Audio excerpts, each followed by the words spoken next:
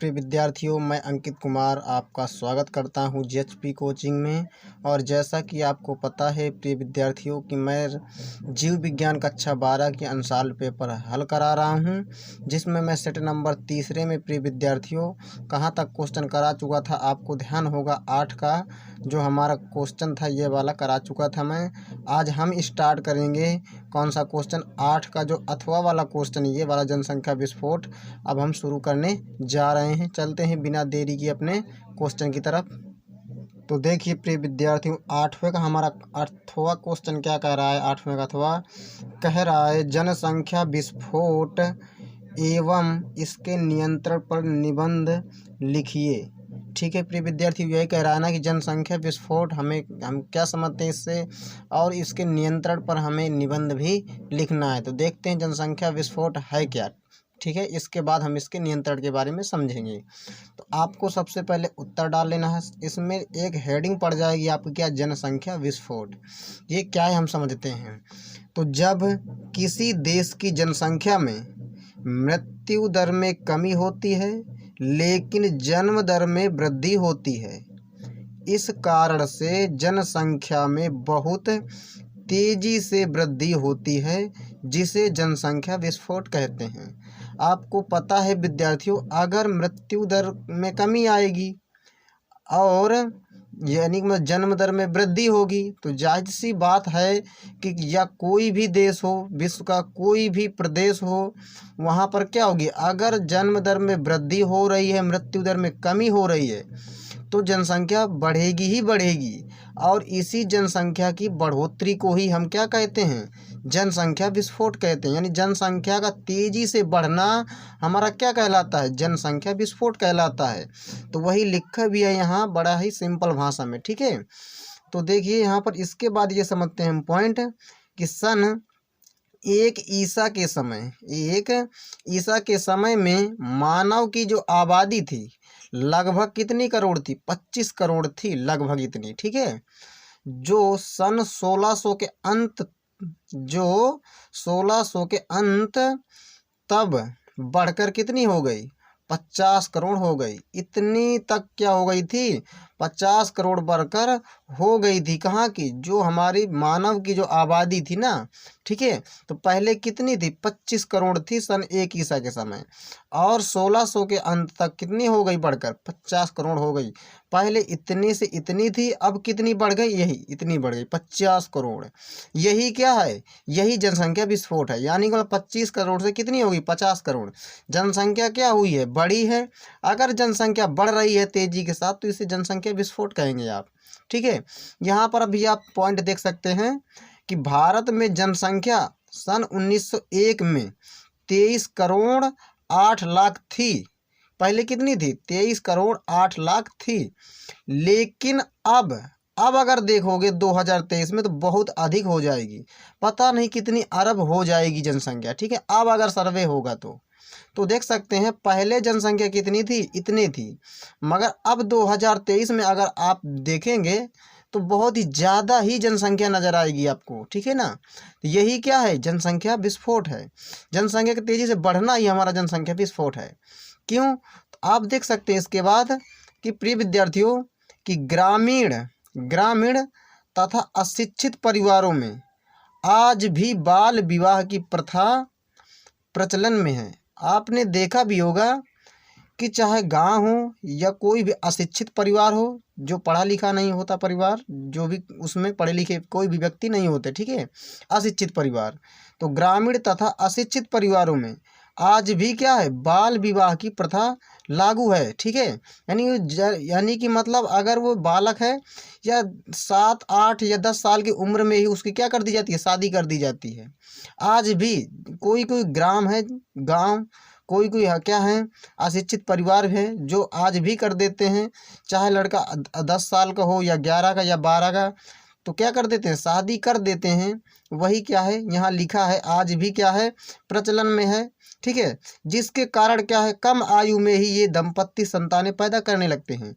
अगर उनका विवाह जो है कम आयु में अगर हो जाता है तो जाहिर सी बात है कि संतानें क्या करने लगते हैं, पैदा करने लगते हैं। ठीक है, क्योंकि बाल विवाह यानी मतलब जब बाल्यावस्था में थे तभी उनका विवाह हो चुका है, तो क्या करने लगते हैं, वो संतानें उत्पन्न करने लगते हैं, पैदा करने लगते हैं। ठीक है, इसके बाद हम देखते हैं इसका नियंत्रण। देखिए प्रिय विद्यार्थियों, जनसंख्या विस्फोट का हम नियंत्रण समझेंगे। ठीक है, तो देखिए नियंत्रण में क्या लिखना है आपको, जनसंख्या नियंत्रण हेतु संविधान में कठोर कानूनी व्यवस्था होनी चाहिए। अगर जनसंख्या को नियंत्रित करना चाहते हैं, कंट्रोल करना चाहते हैं, तो क्या संविधान में कठोर कानूनी व्यवस्था लानी होगी। ठीक है, तभी कंट्रोल हो सकता है। तो कठोर कानूनी व्यवस्था क्या होनी चाहिए, होनी चाहिए। संविधान के 42वें संविधान संशोधन वर्ष 1976 में संसद और विधानसभाओं को जनसंख्या नियंत्रण के लिए कानून बनाने के अधिकार प्रदान किए गए हैं। क्या लिखा है, जो हमारा संविधान है उसमें 42वें संशोधन जब हुआ था, इसका संविधान में कौन सा संशोधन है, 42वां जो संविधान संशोधन था, अब कितने में हुआ था, 1976 में। यह जो संशोधन था कितने में हुआ था, 1976 में हुआ था। तब इसमें क्या था कि संसद और विधानसभाओं को क्या है, जनसंख्या नियंत्रण के लिए कानून बनाने के अधिकार प्रदान किए गए हैं। ठीक है, कि वो कानून बना सकते हैं, किसके लिए, जनसंख्या को कंट्रोल करने के लिए, इस संविधान के तहत। ठीक है, प्रदान किए गए। राज्य सरकारों को परिवारों को सीमित रखने संबंधी कानून बनाने चाहिए। कोई भी राज्य हो, या उत्तर प्रदेश हो या महाराष्ट्र हो या कोई भी राज्य हो, ठीक है, तो राज्य सरकार जो हो वहाँ की, तो हर राज्य सरकारों को परिवारों को सीमित रखने संबंधी, परिवारों का सीमित रखना, यानी कि मतलब 4 से ज़्यादा ना हो। ठीक है, जनसंख्या एक परिवार में, तो सीमित रखने वाले संबंधी कानून बनाने चाहिए। हर एक राज्य के जो सरकार, जो भी मुख्यमंत्री हो, उनको क्या करना चाहिए, राज्य सरकारों वाले जो मुख्यमंत्री हैं उनको कठोर कानून बनाना चाहिए ताकि जनसंख्या ना बढ़ सके। ठीक है, बनाने चाहिए। और बाल विवाह पूर्ण प्रतिबंध लगना चाहिए। बाल विवाह जो हो रहे हैं इनमें पूर्ण रूप से प्रतिबंध लग जाना चाहिए, इनमें बिल्कुल ही अच्छी तरह से रोक देना चाहिए। ठीक है, तभी जनसंख्या का नियंत्रण हो सकता है। कानून बनाने चाहिए और बाल विवाह पूर्ण रूप से प्रतिबंध लगना चाहिए। ठीक है, और विवाह की आयु में भी वृद्धि करना चाहिए, यानी कि मतलब जो 12 या 13 साल की उम्र में जो विवाह कर रहे थे, बाल विवाह, वो अब बिल्कुल ही बंद कर देना चाहिए उनको, जो भी राज्य सरकारें हैं। ठीक है, और उनको जो आयु है विवाह की, वो क्या कर देना चाहिए, बढ़ाकर ज़्यादा कर देना, यानी कि मतलब अगर लड़की है तो 18 या 19 साल, अगर लड़का है तो लगभग 24 या 25 साल, इतनी जरूर कर देना चाहिए। ठीक है, तभी जनसंख्या का नियंत्रण हो सकता है, कंट्रोल। ठीक है, इसके बाद हम और देखते हैं, देखिए कि आर्थिक स्थिति में सुधार होना चाहिए, जिससे क्या हो, लोगों को समय पर उचित रोजगार तथा व्यवसाय मिलने चाहिए, जिससे आर्थिक स्तर में सुधार हो सके, ताकि वे शिक्षित होकर जनसंख्या वृद्धि से होने वाले नुकसानों को समझ सकें। इसमें क्या बताया गया है कि जो आर्थिक स्थिति है उसमें सुधार होना चाहिए, जिससे लोगों को क्या हो, जिससे लोगों को समय पर उचित रोजगार मिल सके। अगर उन्हें रोजगार उचित समय में नहीं मिल रहा तो क्या होगा, जनसंख्या में जरूर वृद्धि होगी। अगर उन्हें उचित समय में अगर रोजगार मिल रहा है तथा व्यवसाय मिल रहा है, तब वो जनसंख्या में वृद्धि नहीं होगी। रोजगार मिलने चाहिए और व्यवसाय भी मिलना चाहिए, जिससे आर्थिक स्तर में सुधार हो सके। ठीक है, और जानकारी भी उनको मिल सके, ताकि वे शिक्षित होकर जनसंख्या वृद्धि से होने वाले नुकसानों को क्या कर सकें, समझ सकें। तो ये भी बहुत ही अच्छा पॉइंट है। इसके बाद देखते हैं, ये हमारे पास एक पॉइंट है कि सीमित परिवार वाले व्यक्तियों के, जिनका जो परिवार है बिल्कुल ही क्या है, सीमित है, जिनके परिवार में जनसंख्या ज़्यादा नहीं है, सीमित परिवार वाले व्यक्तियों के बच्चों को निःशुल्क शिक्षा मुक्त इलाज की व्यवस्था होनी चाहिए। यानी कि मतलब जिनके परिवार बिल्कुल सीमित है तो उनके बच्चों को फ्री शिक्षा मिलनी चाहिए और मुफ्त इलाज यानी फ्री इलाज भी होना चाहिए। अगर जिनकी परिवारों की जनसंख्या बहुत ज़्यादा है उनको ये चीज़ बिल्कुल ना मिले, तब वो ऑटोमेटिक ही क्या होंगे, कंट्रोल में आ जाएंगे। ठीक है, तो ये भी बहुत ही अच्छा पॉइंट है। अगर जिनकी जनसंख्या सीमित है परिवारों की, तो उनको ही यही मिलना चाहिए, यानी निःशुल्क शिक्षा मिलनी चाहिए उनके बच्चों को, और फ्री इलाज भी होना चाहिए। ठीक है, ये आप समझ सकते हैं। इसके बाद हम देखते हैं नेक्स्ट क्वेश्चन। देखिए प्रिय विद्यार्थियों, नवा क्वेश्चन क्या कर रहा है, जीव मंडल या जिसे जैव मंडल भी कहते हैं, आरक्षितियों एवं राष्ट्रीय उद्यान का एक विवरण दीजिए। ठीक है, यही कह रहा है क्वेश्चन हमसे, तो हम देखते हैं, इनकी व्याख्या है करना है। ठीक है, विवरण का मतलब होता है व्याख्या। आपको उत्तर डाल लेना है, इसमें हेडिंग पड़ जाएगी जीव मंडल आरक्षित क्षेत्र। ठीक है, यह जैव मंडल जिसे आप कह सकते हैं। तो देखिए प्रिय विद्यार्थियों, यहाँ पर हमें क्या लिखना है कि वन्य जीवन कामा पौधों और जंतु संसाधनों और उस क्षेत्र के आदिवासियों के पारस्परिक ढंग से जीवन यापन हेतु विशाल संरक्षित क्षेत्र, विशाल बहुत ही बड़ा, विशाल संरक्षित क्षेत्र जैव मंडल या जीव मंडल आरक्षित क्षेत्र कहलाता है। ठीक है, यानी कि मतलब एक ऐसा क्षेत्र जहाँ पर क्या हो, सभी जीव जंतु रहते हों, यानी विशाल क्षेत्र को ही हम कहते हैं जीव मंडल आरक्षित क्षेत्र, जहाँ पर जीव जंतु को मारा ना जाता हो। ठीक है, पेड़ पौधों को काटा ना जाता हो, यानी उनको संरक्षित किया जाता हो और उनको सुरक्षित रखा जाता हो। ऐसे क्षेत्र भी हमारे देश में या पूरे विश्व में बनाए गए हैं, जहाँ पर पशु पक्षियों को बहुत ही सेवा की जाती है, उनकी देखभाल की जाती है, बड़े ही विशाल क्षेत्र होते हैं। ठीक है, उन्हीं क्षेत्रों को ही हम जीव मंडल आरक्षित क्षेत्र भी कहते हैं। ठीक है, वही इसकी पूरी की पूरी भाषाएं लिखी हुई है। तो इसमें वही बात बताया गया है कि कुछ जैसे पौधे हैं हमारे, जैसे जंतु हैं, ठीक है ना, और भी हमारे जीव जंतु हैं, जानवर हैं, तो उनको एक स्थान में क्या किया गया है, संरक्षित किया गया है उनको। और एक बहुत ही बड़ा क्षेत्र है, छोटा सा क्षेत्र तो हो नहीं सकता। ठीक है ना, ना ही थोड़े बहुत जीव जंतु होते तो बहुत ही सारे जीव जंतु होते हैं, बहुत ही ज़्यादा होते हैं, कहीं हाथी तो कहीं शेर तो कहीं चीता। ठीक है, तो ऐसे भी क्षेत्र बनाए गए हैं जहाँ पर जीवों को क्या किया जाता है, संरक्षित किया जाता है। ठीक है, तो उन्हीं क्षेत्रों को हम कह देते हैं जीव मंडल आरक्षित क्षेत्र, यानी उनको रिजर्व कर लिया जाता है। ठीक है ना, तो यहाँ पर एक पॉइंट ये भी देख सकते हैं, बायोस्फीयर रिजर्व, जिसे ये हिंदी में कहते हैं, क्या कहते हैं, जीव मंडल आरक्षित क्षेत्र। इसे जीव मंडल आरक्षित क्षेत्र को ही अंग्रेजी में क्या कहते हैं, बायोस्फीयर रिजर्व। जैव विविधता के बड़े क्षेत्र हैं, यानी जो जैव विविधता होती है, अनेक जीव होते हैं, अनेक जीवों में अलग अलग गुण, अलग अलग ढंग से देखने को उनको मिलते हैं। ठीक है, बहुत ही प्रकार की उनमें विविधताएं पाई जाती हैं। कोई शाकाहारी जीव होता है तो कोई मांसाहारी होता है, अलग अलग प्रकार की विविधता उनमें देखने को मिलती है हर एक जीवों में। ठीक है, तो वो लिखा है बायोस्फीयर रिजर्व, जैव विविधता के बड़े क्षेत्र है। यहाँ पर क्या है कि अनेक प्रकार के जीव जंतु हैं, तो अनेक प्रकार के जीव जंतु हैं तो अनेक प्रकार के, सब में विभिन्न प्रकार की विविधताएं भी पाई जाएंगी। तो वही हमारी क्या है, अगर उनमें अनेक प्रकार की विविधताएं पाई जाती हैं तो वह क्षेत्र कैसा होगा, बड़ा ही तो होगा। ठीक है ना, क्योंकि बड़ा क्षेत्र होगा तभी ना हर एक जीव में विविधता अलग अलग होगी। छोटा सा क्षेत्र होगा तो उन्हें क्या वहाँ पर रिजर्व किया जा सकता है। ठीक है ना, यानी कि मतलब रिजर्व का मतलब हो संरक्षित, यानी कि मतलब उन्हें एक संरक्षित स्थान है कि वो यहीं रहेंगे तो वहीं ही रहेंगे, कोई भी जीव हो। ठीक है, उन्हें एक संरक्षित कर दिया गया है, इस जगह में आपको रहना है तो रहना है। ठीक है, रिजर्व का मतलब होता है उन्हें वो स्थान मिलेगा तो मिलेगा। तो लिखा है यहाँ पर संरक्षित क्षेत्र जहाँ वनस्पतियों और जीवों की रक्षा की जाती है। ऐसे क्षेत्र हैं हमारे कि जहाँ पर क्या किया जाता है, उनको रखा जाता है, रख करके उनको जो चाहे वनस्पति हो चाहे कोई जीव हो, उनको क्या कि उनकी रक्षा भी की जाती है, उनको काटा नहीं जाता है। ठीक है, उनकी रक्षा भी की जाती, जीवों को मारा भी नहीं जाता है। ठीक है, और इसके बाद पॉइंट है, भारत सरकार ने भारत के 18 बायोस्फीयर रिजर्व की स्थापना की है।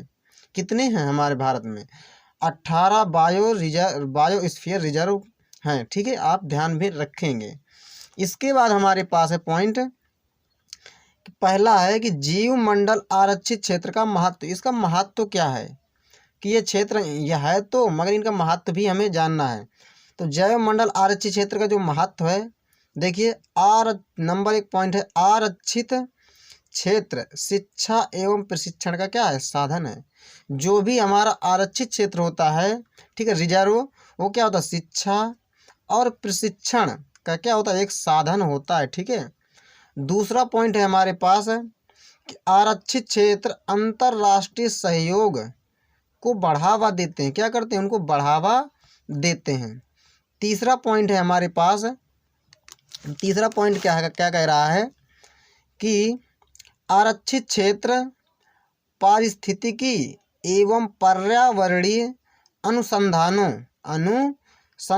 के लिए क्या है, महत्वपूर्ण है। जो भी हमारी पारिस्थितिकी है, जो भी हमारे पर्यावरण है, उन अनुसंधानों के लिए भी क्या है, महत्वपूर्ण क्षेत्र होते हैं। ये भी हमारा बहुत ही अच्छा पॉइंट है। इसके बाद हम देखते हैं राष्ट्रीय उद्यान।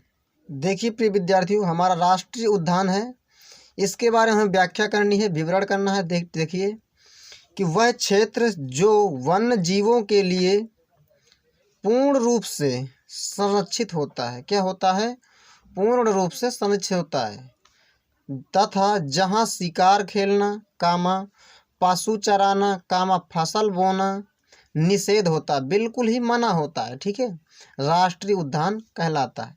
कुछ हमारे ऐसे भी क्षेत्र हैं हमारे भारत में, हमारे पूरे विश्व में, जहाँ पर क्या है, पशुओं या वन्य जीवों को क्या किया जाता है, संरक्षित किया जाता है, ठीक है।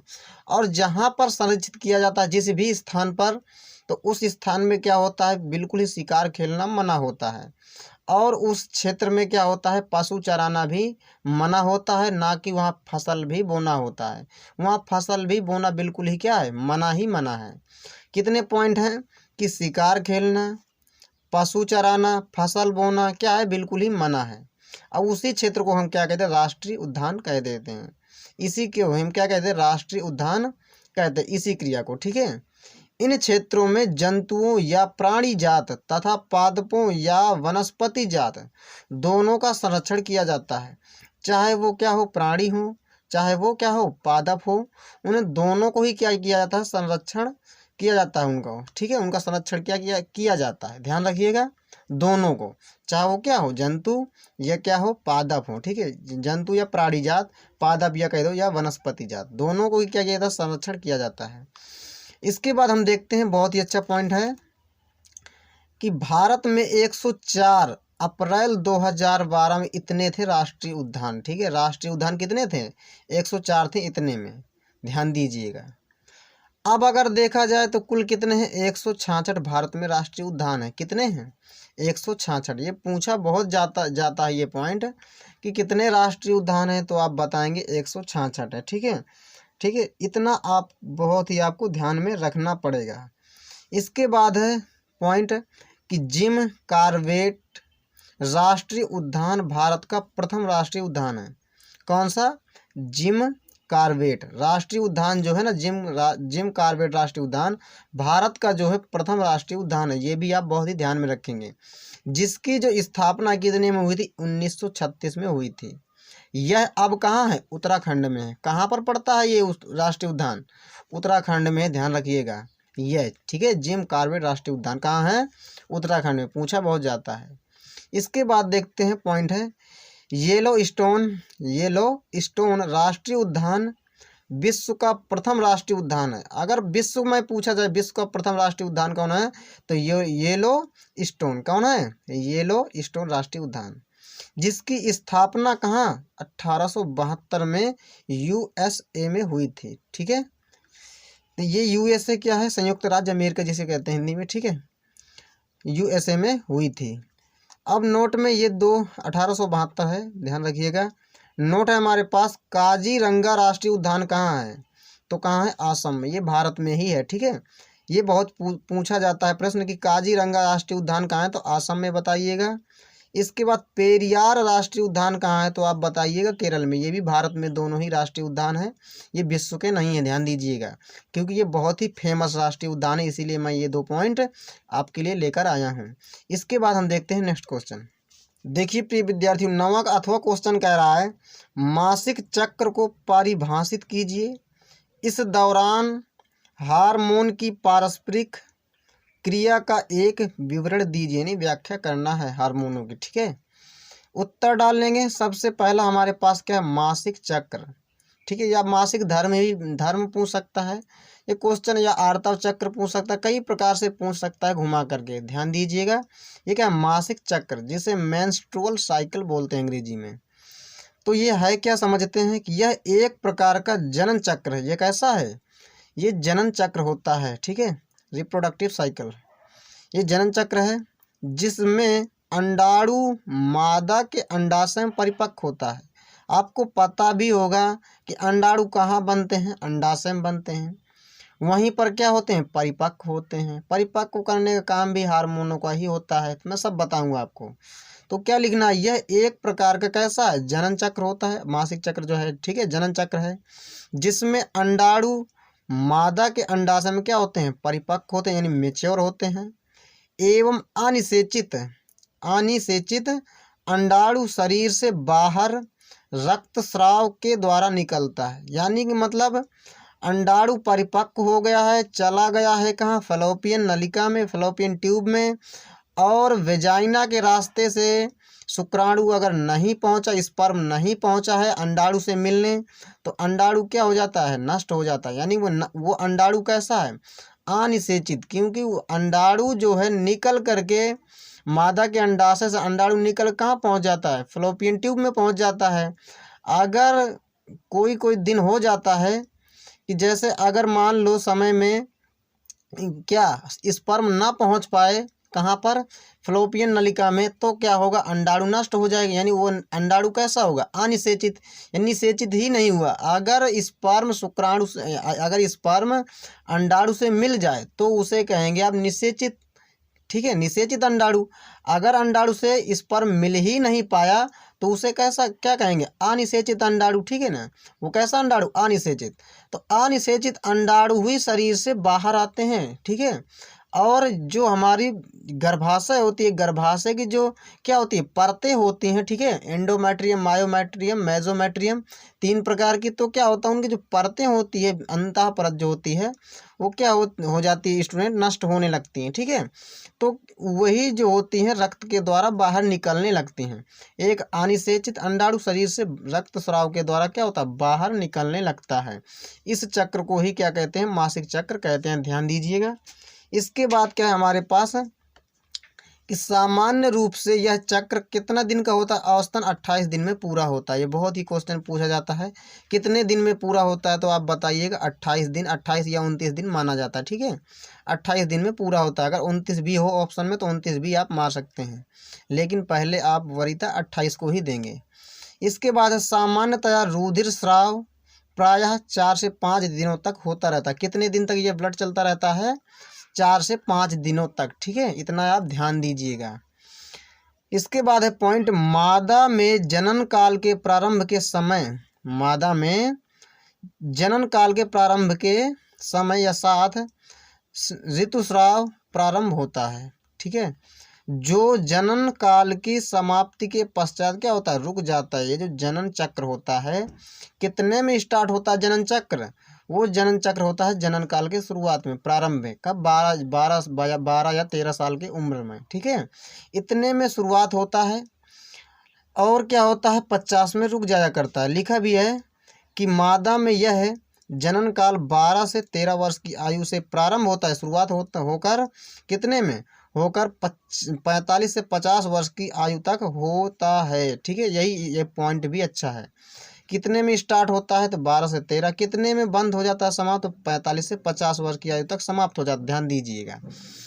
यही हमारा क्या है प्रिय विद्यार्थियों, आंसर था। इसके बाद और आगे हम देखते हैं यही मासिक चक्र के बारे में, हार्मोनों की भूमिका इसकी। ठीक है, देखिए प्रिय विद्यार्थियों, हार्मोनों के बारे में हमें जानना है। ठीक है, इनके विवरण के बारे में। तो पहला हार्मोन है LH हार्मोन। ठीक है, LH हार्मोन जो है, LH हार्मोन, इसे अंग्रेजी में क्या कहते हैं, ल्यूटिनाइजिंग हार्मोन। ये क्या काम करता है मासिक चक्र के दौरान, तो देखिए महिलाओं में LH हार्मोन मासिक चक्र को क्या करता है, कंट्रोल करने का काम करता है, यानी मदद करता है कंट्रोल को, ठीक है, कंट्रोल करता है किसे, मासिक चक्र को। जो एलएच हार्मोन होता है वो मासिक चक्र को नियंत्रित करने में मदद करता है, कंट्रोल करता है उसको, ठीक है, मासिक चक्र को। और अंडाशय में अंडे की वृद्धि को प्रोत्साहित करने में मदद करता है। जो अंडाशय है, अंडाशय में क्या बनते हैं, अंडे, उनकी वृद्धि को प्रोत्साहित करने में क्या करता है, बहुत ही मदद करता है, हेल्प करता है। कौन, एलएच हार्मोन, यही मेन होते हैं।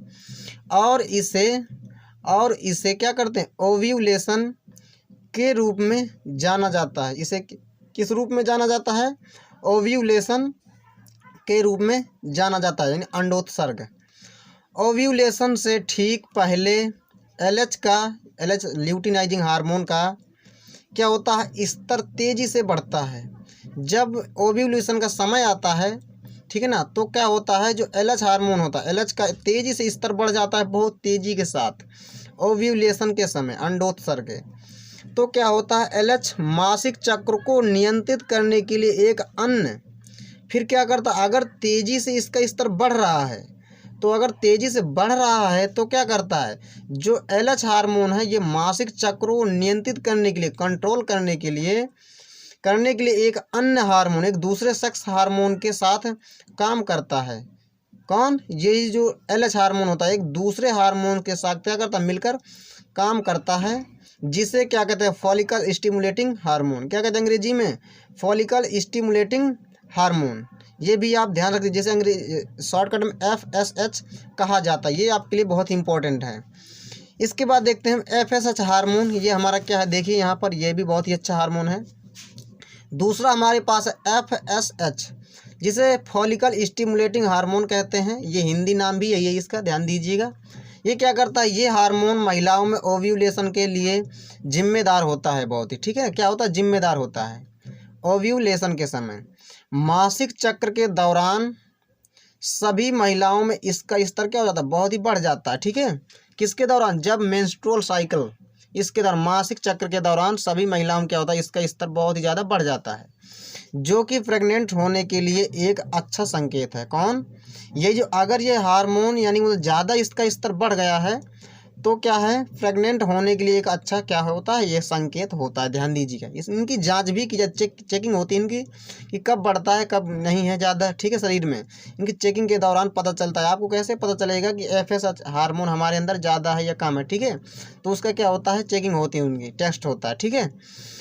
तो संकेत है, अधिक उम्र की महिलाओं में ओवरी के मैच्योर होने की वजह से, अधिक जो महिलाएं होती हैं जो उनकी ओवरी होती है, ठीक, अंडाशय, तो ओवरी के मैच्योर होने की वजह से FSH का स्तर क्या होता है, बढ़ जाता है। ये हार्मोन का स्तर क्या हो जाता है, बढ़ जाता है। इसलिए उम्र के साथ इस हार्मोन का स्तर भी बढ़ जाता है। अगर क्या होता है, उम्र के साथ इसका स्तर बढ़ जाता है तो बहुत ही क्या है, सही है। यहाँ पर लिखा भी है कि उम्र की महिलाओं में, अधिक जो उम्र की महिलाएं होती हैं उनके ओवरी में, अंडाशय में मैच्योर होने की जो वजह से क्या होता है कि FSH का स्तर भी बढ़ जाता है। इसलिए उम्र के साथ साथ हार्मोनों का भी स्तर भी बहुत ही ज़्यादा बढ़ जाता है। यही इसका आंसर था प्रिय विद्यार्थियों। आई होप आपको ये पूरा वीडियो समझ में आ गया होगा। इसके बाद हम मिलेंगे नेक्स्ट वीडियो में और बहुत ही अच्छा सेट लेकर आएंगे। सेट नंबर 4 है। आप हमारे चैनल से में इसी प्रकार जुड़े रहिए और हमारे वीडियो को लाइक करिएगा, चैनल को सब्सक्राइब करिएगा। चलते हैं, नमस्कार, जय हिंद, वंदे मातरम।